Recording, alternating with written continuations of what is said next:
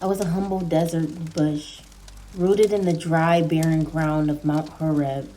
Days came and went, and with scorching sun day by day and chilling wind by night, each one as uneventful as the last. My leaves were brittle, my branches parched, but I've learned to survive in the wilderness, blending into the rocky landscape. I never expected anything extraordinary to happen to me. But then, one day, I felt a sudden warmth, not the typical harsh heat of the sun, but something different.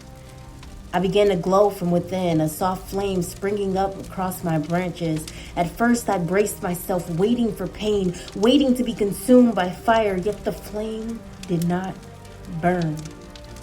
It embraced me without destroying me.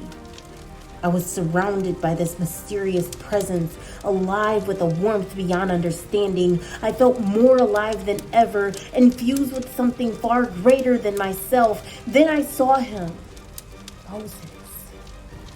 He was just a shepherd to most, leading his flock in the wilderness, far from the mighty prince he once was in Egypt.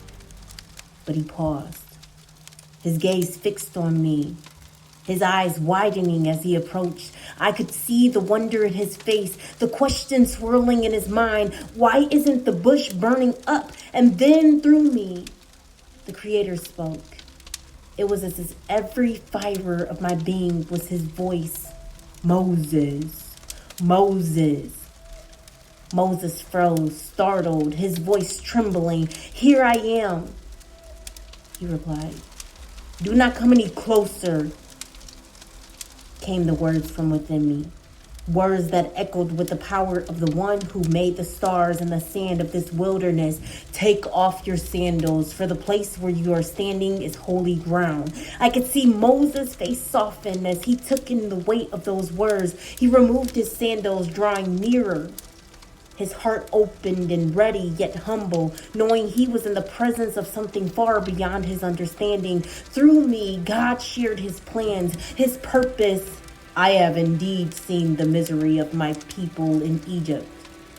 I have heard them crying out because of their slave drivers, and I am concerned about their suffering.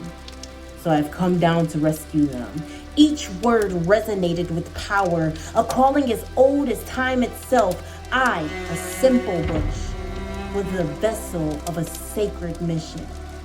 The mighty God of Abram, Isaac, and Jacob was here in this desolate wilderness, revealing his heart for his people to a man who once ran from his past. And Moses, though hesitant and uncertain, listened.